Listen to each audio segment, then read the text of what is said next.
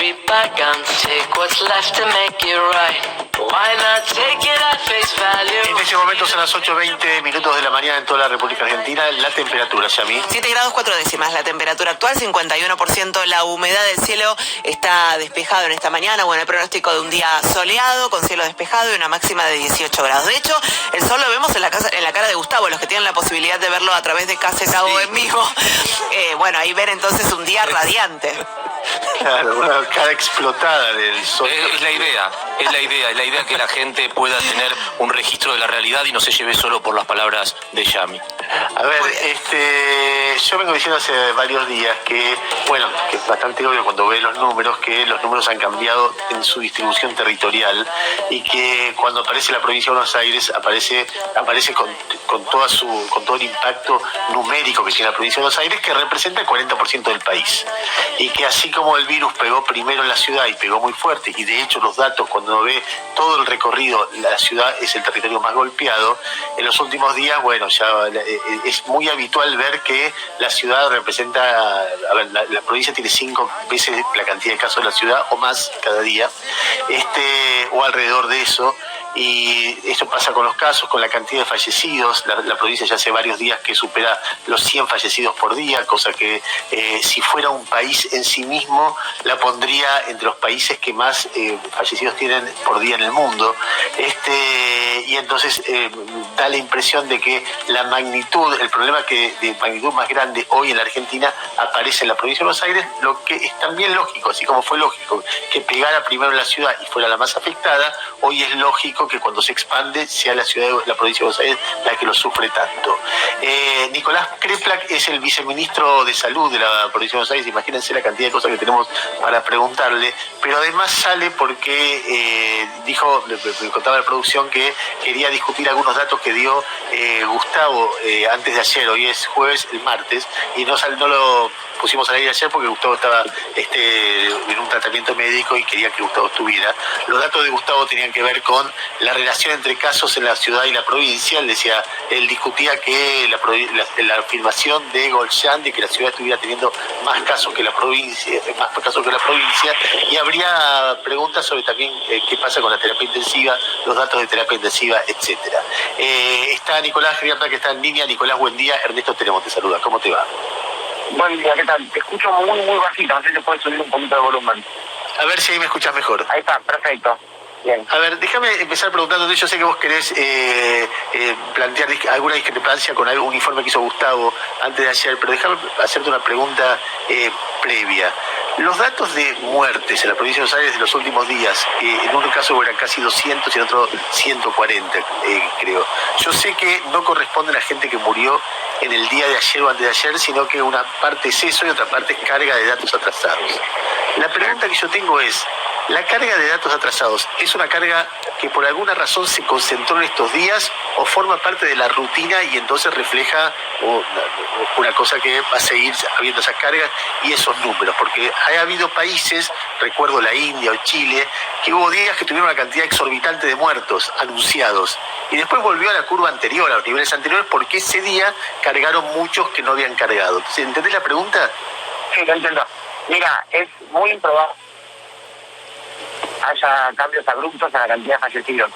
En general, los fallecidos por día, si uno los corrige después por fecha de ocurrencia del fenómeno, lo que se ve es que puede haber una curva ascendente, pero con gradualidad. Es poco probable, sobre todo cuando son números tan grandes, que haya una gran variación. Lo que sí sucede es que se cargan con demora algunas camas, y especialmente nosotros lo que tenemos en la provincia, hicimos un doble sistema. Tenemos un sistema de monitoreo de casos, que es el sistema nacional, el CISAS, pero además en la provincia hicimos un sistema de monitoreo de camas que nos permite auditar el de casos. Y así nosotros encontramos cuando hay una institución que lleva un tiempo sin cargar, y entonces ahí llamamos, pedimos que carguen, cosas que después, si uno lee la bibliografía mundial, la cantidad de fallecidos en una epidemia se conocen terminada la epidemia. Bastante tiempo después, en general un año después. Cuando se hacen todos los registros de todos los fallecimientos y se analizan cada una de las causas. Nosotros estamos haciendo un trabajo, dada la importancia política que tiene y sanitaria la epidemia, de hacer un monitoreo más o menos en tiempo real. Eso nos hace que tengamos días con reportes de días anteriores. En general está sucediendo todos los días que tenemos reportes anteriores, pero eso no cambia la interpretación de los casos, porque después uno los corrige a la fecha de ocurrencia, y analizamos la información de la fecha de ocurrencia. Está bien, pero lo que quiero decir es que lo más probable es que en los próximos días nosotros tengamos una caída de los casos informados, porque en estos 2 días se concentró mucho y eso explica el salto. ¿Eso debo entender? No, yo no creo que vaya a haber una caída. Puede haber algunas variaciones en el número, pero menores, pero no significa que pasemos, si tenemos en un día en el país 200 fallecidos, que pasemos a tener 50.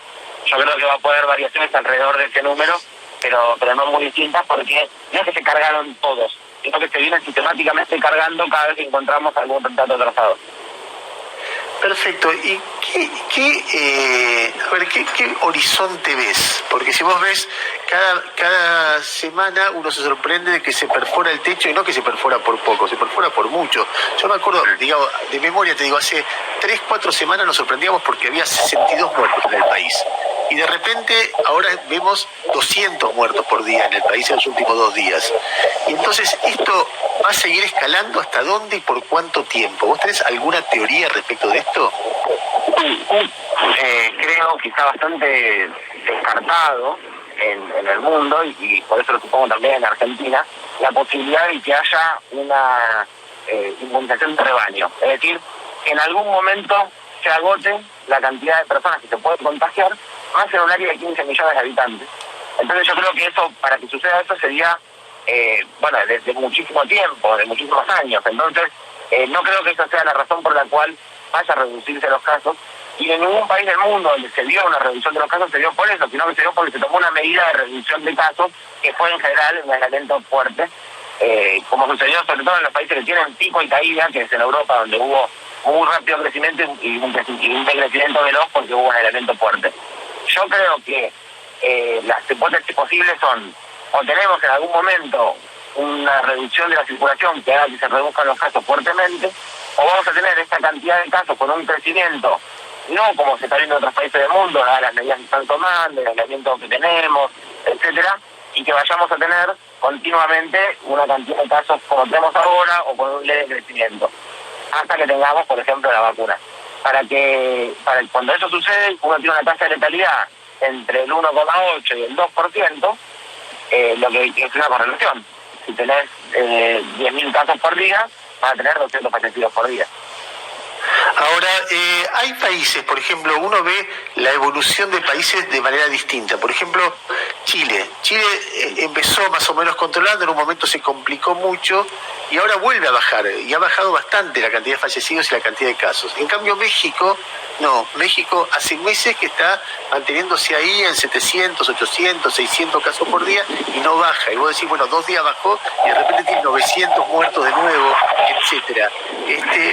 ¿Por qué pensás vos que el comportamiento en algunos países es estable y alto y se sostiene y se sostiene y se sostiene, y en otros, como ese caso de México, y en otros como Chile, sube fuerte y después empieza a bajar? Bueno, en Chile lo que sucedió fue un fenómeno muy particular. Se tomó pocas medidas de aislamiento inicialmente y hubo una cantidad de casos impresionante, y ustedes se acordarán que hubo saturación del sistema de salud de las características que se han visto en Europa. Eso hizo que, la tasa de letalidad en Chile es alta, y además, en un momento posterior a ese pico muy alto, se produjo un cierre muy grande de la sociedad, donde se redujeron la cantidad de casos porque hubo una reacción, producto del temor de la falta de capacidad del sistema de salud. Yo creo que en México, como estamos viendo también, si uno analiza Estados Unidos, también ve el distinto comportamiento que se ve en Nueva York, que hubo algo más parecido al europeo, es una pica con un pico grande con la caída posterior, producto también de un cierre de la sociedad, y lo que estamos viendo en el sur, que sigue habiendo actividades y hay un crecimiento mucho mayor, y la cantidad de casos incluso es mayor de lo que pasó en Nueva York, pero quizás un poco más administrado y con menos factor social y emocional. ¿Por qué razón en la Argentina La cuarentena, a ver, en otros países cuando metieron la cuarentena, yo sé que lo metieron cuando ya había golpeado el virus, etcétera, pero tampoco uno puede pensar que se inmunizó toda la población. Y uno ve que pasó el pico de la curva, controlaron a un costo altísimo, yo pienso en Italia, por ejemplo, o en Francia, o en España, y después la vida vuelve, no sé si a la normalidad, pero ves aglomeración de gente, etcétera, y no vuelven los casos, no vuelven los muertos, por lo menos no en la medida que uno lo vio al principio. Digo, eso daría la impresión de que, no sé si es inmunidad de rebaño o qué, pero que el virus, una vez que golpea y circula, en un momento empieza a rebotar porque la gente, no sé si se inmuniza, se protege o no sé qué pasa, pero da esa impresión mirando Europa. Bueno, casi ningún país del mundo tiene una vida normal, ¿no? Aún con mucha más actividad de la que podemos ver en nuestro país, luego de haber pasado el pico que se produjo en nuestra perspectiva, porque la gente tomó la decisión de aislamiento cuando hubo esta saturación de los casos, y vale mencionar esto, en Francia con 180.000 casos tuvieron 30.000 fallecidos, ¿no? Nosotros estamos en 265.000 casos con 5.000 fallecidos. Fue atroz lo que sucedió hoy y eso generó ese temor que cerró. Ahí se redujo mucho la cantidad de casos. Y después hay estrategias que funcionan. Primero el distanciamiento social que se empezó a aplicar después, los barbijos, pero también las estrategias de búsqueda, de contact tracing, de esas cosas que ayudan mucho cuando los casos son pocos. Porque entonces uno tiene 50 casos y puede hacer un seguimiento de 500, 700 contactos estrechos, pero no es factible hacer eso cuando estamos hablando de 50.000, 60.000 contactos estrechos, o aunque se haga, la eficacia de esa medida tiene menor potencia, ¿no? Gustavo.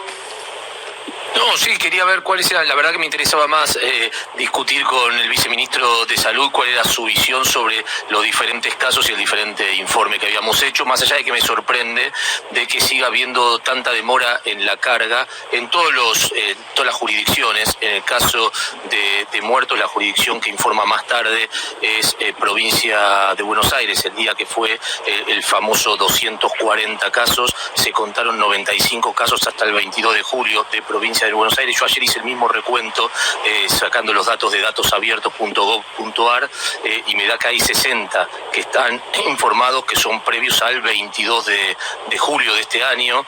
También Jujuy tiene una alta tasa de demora, y en lo que es el reporte de casos de infección por hisopado, ahí el que lidera es Ciudad de Buenos Aires con 4 días de demora en información, y provincia está bastante mejor con 2 días, pero no entiendo por qué se reporta tan tarde, insisto, los decesos. Bueno, la verdad que no es muy común que estemos hablando de mortalidad en tiempo real, porque la letalidad habitualmente se confecciona con una serie de informaciones que son posteriores a la atención del paciente. Y esos reportes, habitualmente digo, esta epidemiología a nivel mundial, esa información se utiliza, como yo les decía, el tiempo después. De hecho, hace poquito salió una nota en el New York Times que hacía toda una corrección según cómo viene el tema de las demoras de las cargas, y hacía una corrección que figuraba cuánto efectivamente había en cada país del mundo. Yo creo que Argentina ha logrado en muy poco tiempo, porque todo esto no existía, ¿no? Tuvimos que hacerlo en estos poquitos meses. Ha logrado tener un sistema que yo creo que vamos a terminar con bastante buen tiempo en la información real de los casos. Esto quiero decir porque quizás uno se sorprende al no conocer el sistema de salud, pero el sistema de salud es muy fragmentado. Pensemos en que hay clínicas, sanatorios, municipios con hospitales, hospitales nacionales, que tienen jurisdicciones y jefaturas distintas, que el control, que es el de rectoría, es un control sobre la información que se analiza, se audita, en un momento de máximo estrés. Digo esto porque no es que simplemente se informan los casos, porque de hecho el seguimiento de los casos, según el sistema de notificación de casos, que es el SBS, no tiene este problema tan importante. El problema de los decesos se observa porque hay que revisar y corregir el seguimiento de casos. Quizás es un poco complejo explicarlo sin ustedes miran el monitor y yo le voy mostrando los numeritos, pero ustedes créanme que se está logrando hacer una estrategia de información, primero muy transparente y segundo muy ágil, que nos permite tener una información bastante cercana en el tiempo. Pero no es No, el viceministro, tiempo uno no de la pone en información de duda la casos. transparencia, perdóneme, uno no pone en duda la transparencia de la información. La verdad que sería un delirio pensar que hay algún tipo de ocultamiento de datos, pero siguiendo los datos por fecha de fallecimiento y no por el día en que se informa ese fallecimiento, uno ve en el gráfico que, por ejemplo, los días más complicados, o por lo pronto la semana que tuvo más fallecidos la República Argentina, da entre el 13 y el 22 de julio, con lo cual supongo que estos son todos hechos que supusieron aquel intento de vuelta a fase 1 el 1 de julio, que ustedes estaban viendo el crecimiento de la curva, y bueno, y como generalmente se dice que son entre 17 y 19 días lo que ocurre entre que alguien se contagia, ingresa a terapia y después probablemente fallece, esos hayan sido los días más críticos. Pero después uno ve una baja que yo no sé si tiene que ver con que falta que ustedes informen, claro, insisto, o que realmente hubo una baja de promedio y es difícil seguirlo al no estar la información diaria. Insisto, viendo los gráficos de datosabiertos.gov.ar, página que no, digo, están los datos para todos los que quieran verlo, fecha de hisopado, fecha de fallecimiento, fecha de confirmación de contagio, está, la verdad que es muy amplia la página. La fecha, la peor semana por ahora de la Argentina ha sido entre el 13 de julio y el 22 de julio. Sí, bueno, pero como le digo, vamos a ir notando a medida que van pasando los días las cargas retrospectivas de los casos y es muy probable que la semana siguiente tengamos más fallecidos. Por eso quiero decir, no es el indicador de ocurrencia de casos de fallecimiento un indicador que permita monitorear la evolución de la pandemia, sino permite monitorear las consecuencias de la pandemia. Para ver la evolución de la pandemia, uno utiliza indicadores mucho más dinámicos, como es especialmente, ustedes nos habrán escuchado bastante hablar del tema, el sistema de salud, cuáles son las características del sistema de salud, el tiempo de ocupación, la cantidad de camas ocupadas, el tiempo de demora en atención. Esos son indicadores bastante más, por un lado objetivos no, bastante más dinámicos que permiten poder ir monitoreando cuando está sucediendo un poco más en tiempo real. Y además nos permite tomar decisiones para poder orientar la capacidad de respuesta del sistema de salud para evitar los colapsos. Pero digo, aunque a usted le pueda parecer... Déjame un ratito. Nicolás, hablando del tema colapso, ¿a qué distancia estamos de eso? ¿O en qué zona, vos decís, no sé, zona sur de conurbano, que siempre es muy afectada, La Matanza, estamos teniendo problemas serios o no? Bueno, pensemos que nosotros tenemos un 75% de ocupación de las camas de terapia intensiva en la ciudad de Buenos Aires y un 63,8, casi 64% de ocupación de las camas de terapia intensiva del GBA. Eso significa que una persona que está buscando una cama de terapia intensiva es probable que, para decirlo muy groseramente, que en 7 de cada 10 lugares en la ciudad de Buenos Aires no consiga, y que en 6 de cada 10 lugares en la provincia de Buenos Aires no consiga. Esto es un poco grosero, pero simplificando, ¿no?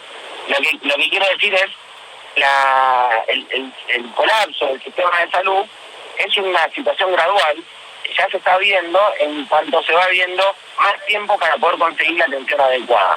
Por ahora en ningún distrito, ni en la ciudad de Buenos Aires, ni en el conurbano bonaerense, no hay camas.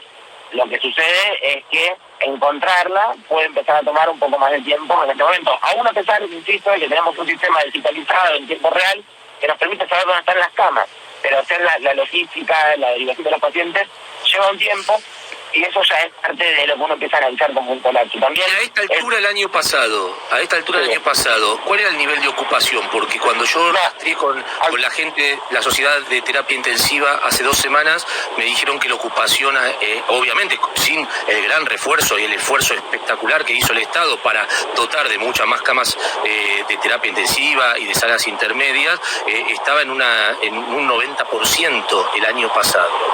Sin duda, de hecho es así, habitualmente en los inviernos, julio y agosto, se ve una ocupación de cerca del 90%, y es cierto que tampoco es fácil conseguir una cama de terapia intensiva en estos momentos.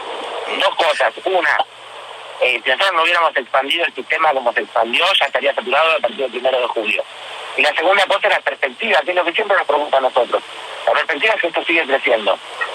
No es solamente como estamos ahora. Si nosotros tuviéramos como estamos ahora y el saldo cada día fuera neutro, es decir, la cantidad de personas que entran y las personas que ingresan al sistema de salud fuera igual, administramos esta situación sin máximas complejidades, pero el problema es que estamos viendo mayor cantidad de ingresos que de egresos. Entonces, esa pendiente, esa velocidad es como uno puede decir, bueno, ¿cuánto tiempo más en camas tengo?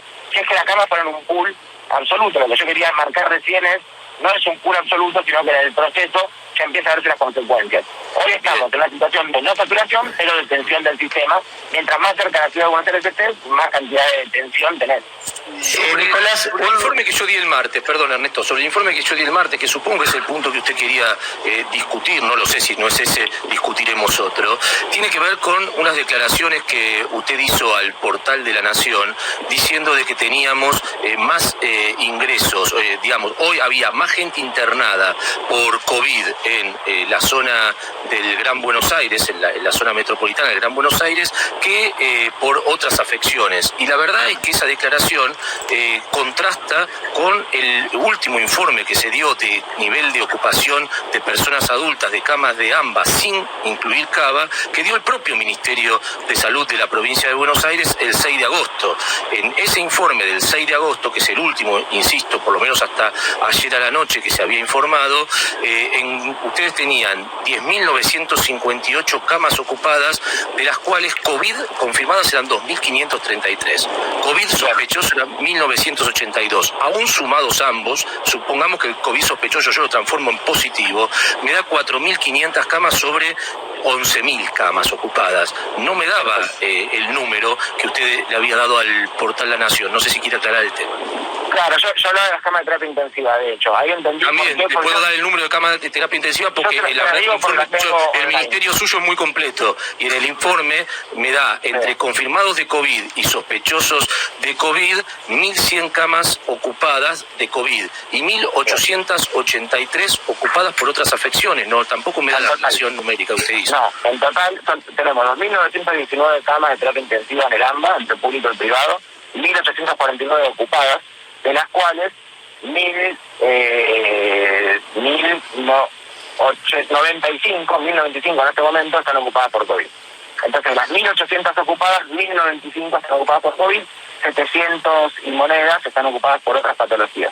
Pero no me dice yo lo mostraba en el gráfico. ¿Cómo? Pero en el gráfico no me dice que tiene 2.900 camas. Y 1.800 ocupadas. Bien. De las 1.800 ocupadas, casi 1.100 están ocupadas por COVID. Nicolás, último tema, tengo que ir cerrando una nota, pero sí me interesa plantearlo. Una de las cosas que discutía Gustavo otro día era una frase de Goyan en la cual él decía que no es que la ciudad está estable o que tiene menos casos, sino que tiene más casos que la provincia, porque en realidad, en relación a la cantidad de test que se hacen, la provincia hace muchos más test.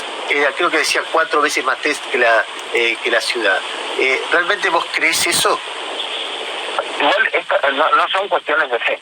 Nosotros hacemos en la provincia 10.000 PCRs aproximadamente por día. Ayer hicimos 9.700 y algo, el martes un poquito más de 10.000. Y en la ciudad de Buenos Aires, que es el informe que hace la ciudad de Buenos Aires habitualmente, están entre 2.100 y 2.800 PCRs por día. Así que yo digo, no es que uno quiere comparar, sino que es complejo cuando en vez de analizar cómo hacemos para trabajar en conjunto, la discusión tiene que ver sobre si la provincia no está haciendo un trabajo, que yo le quiero contar la cantidad de miles de trabajadores que están incansablemente esforzándose para que eso suceda, y no está bueno defender información que es información pública, tergiversarla me parece que no tiene un efecto bueno sobre la sociedad.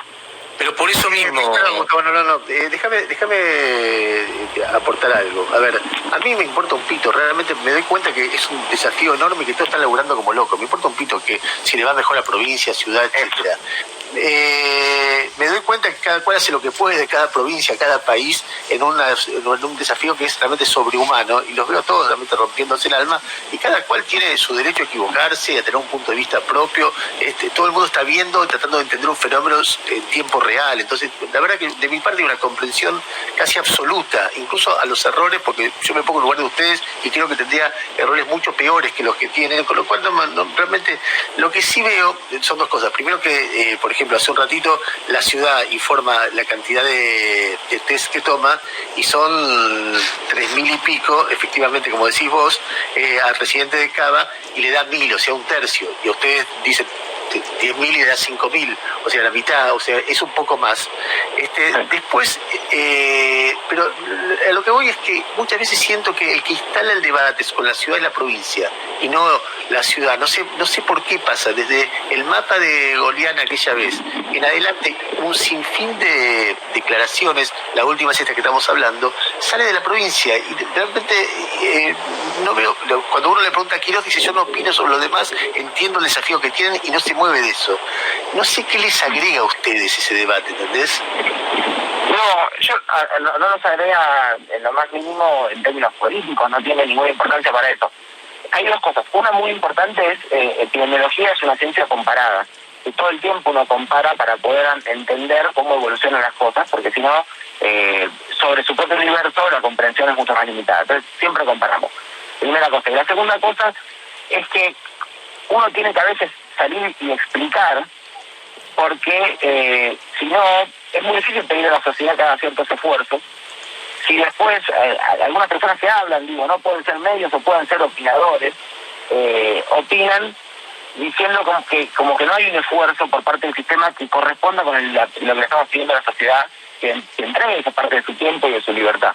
Entonces, nosotros decimos, bueno, podemos equivocarnos en muchas cosas, tal cual como decís vos, pero aquellas que no nos equivocamos queremos marcarlo, que no lo estamos haciendo, o al menos estamos equivocando en menor grado del cual se plantea, y que estamos haciendo ahora 10.000 PCRs en la provincia de Buenos Aires. Es un esfuerzo tan enorme de tanta gente que además uno tiene que también defender el trabajo de estos cientos de bioquímicos, biólogos y trabajadores que lo están haciendo continuamente y incansablemente, porque si no también es difícil conducir y construir un sistema con tanto esfuerzo. Pero ¿sabe qué pasa, Kreplak? Perdóname, Ernesto. Sí. ¿Sabe qué pasa, Kreplak? Goliana había dicho ese día lunes 10.000, que hacían 10.000 test promedio. Entonces yo fui a ver el boletín epidemiológico, porque me parece muy bien lo que dice usted. Vayamos a ver los datos. Y el último boletín epidemiológico, hoy ya está subido el de la semana 32, pero vamos al de la semana 31, que era el que estaba subido el lunes, da que se hicieron 42.200 pruebas en la semana 31 en provincia de Buenos Aires. Si uno divide eso por la cantidad de días que tiene la semana, le da que son 6.000 test por día, no son 10.000. Entiendo. Por eso cuando yo vi la conferencia de prensa, el número estaba cerca de 8.000, a 7.000 y pico, pero yo dije, en los últimos días estamos haciendo 10.000. Está bien, bueno, pero no es lo que... Pero perdón, cuando ustedes dan el promedio, o cuando, no ustedes, cuando el ministro, cuando su superior da el promedio y dice, nosotros estamos haciendo 10.000 por promedio, uno va a buscar los datos a la página del Ministerio de Salud de la provincia de Buenos Aires, que son los datos fiables que uno puede confiar. Y la verdad es que no había, por lo menos en el último informe que ustedes subieron, insisto, el promedio daba 6.000 por caso, y la verdad que hay una diferencia sustancial entre 6.000 y 10.000, para después hacer un juego político que yo, le soy sincero, no lo entiendo, el juego político que se hace entre provincia y ciudad, ciudad y política. Digamos, tenemos que trabajar todos juntos, y la verdad es que los datos, si uno dice 10.000 promedio, bueno, podrá decir 10.000 promedio y lo van a ver en el próximo boletín epidemiológico, porque si usted me dice 10.000 promedio y yo voy a ver a la página oficial de la provincia de Buenos Aires y me salta que el promedio son 6.000, me llama la atención la diferencia. Bueno, pero yo le quiero decir esto con el mayor de los respetos, y le digo que no soy periodista y no sé nada de periodismo, pero si el ministro que maneja información de primera fuente, de hecho somos los que cargamos la página que usted después lee, dice que es un dato, que es 10.000, y usted encuentra otro dato, una posibilidad es preguntarle... Se cortó. Lo que estaba diciendo Kreplak, que es que tiene datos actualizados que no son los que estaban en la página. Básicamente eso es lo que estaba diciendo. A ver, tratemos de reconectar para hacer la despedida, una nota larga realmente y bastante precisa sobre números en la provincia de Buenos Aires, comparación con la ciudad, etcétera, que recién teníamos con Kreplak, tratando de entender un poquito qué es lo que pasa. A ver, acá, sacando un poco la espuma de toda la discusión, hay claramente lo que él está diciendo es que ahí está Nicolás Kreplak. Nicolás, estás ahí, ¿no? No, que cerrar la nota, estamos realmente muy corto del tiempo. Un segundo, solo quería decir que el esfuerzo es tan grande que crecimos efectivamente de promedio 6.000 a promedio los últimos días de 10.000. Es cierto que quizás el fin de semana no sea 10.000, y sí sea el viernes, el martes, ayer, probablemente hoy y mañana. Pero yo lo que quiero decir es... Perdóneme, acabo de abrir la semana 32 que ustedes la acaban de subir. El promedio da 6.600. Está todo bien. Yo sé el esfuerzo que hace la provincia de Buenos Aires. No entiendo por qué. Usted me dice, bueno, fíjese los datos actualizados. Acabo de ir a la semana 32, que es la última. Yo le mando el Excel. Le mando el Excel en un ratito. Pero usted lo puede preguntar. Si quiere, yo le cuento y no hay problema. Pero me parece que decir que miente un funcionario con información que no tiene ninguna importancia, mentirla. No, en ningún momento dije, perdóneme, Crepla, que en ningún momento dije que Goliat miente. Digo que las declaraciones públicas de algunos funcionarios, cuando uno va a buscar los datos a la página oficial del Ministerio de la Provincia de Salud de Buenos Aires, no son coincidentes. Simplemente eso dije. Si hicieron 10.000 un día, ojalá hagan 50.000 un día. Ojalá la ciudad pase a ser 100.000 un día y no haga los 4.000 que informa habitualmente. Pero la información que ustedes dan a veces no coincide en la que dicen en las conferencias de prensa o en las declaraciones periodísticas con la que uno refiere en las páginas de datos abiertos de su propio ministerio o del propio Ministerio de Nación. Nicolás, dale. Bien, no, eso me parece que yo quería aclarar la información porque es bueno que todos sepamos, porque esto es un esfuerzo muy grande. Y puede ser que haya una diferencia entre lo que usted percibe analizando la información y otra forma de analizarla presentada en los últimos días que no hubo 10.000. Y uno puede explicarlo. A mí me parece que cuando uno a eso le agrega, y no entiendo por qué dicen información distinta, a mí me parece que hay una parte editorial que no creo que sume. Y yo también quería hablar sobre eso, porque me parece que es bueno consultar a la fuente. Yo no quiero enseñar periodismo, lo planteo con la mayor humildad. Y poniéndome a disposición, siempre estuve y lo estoy, de acercar la información ante cualquier duda, controversia entre una declaración y información que ustedes encuentran.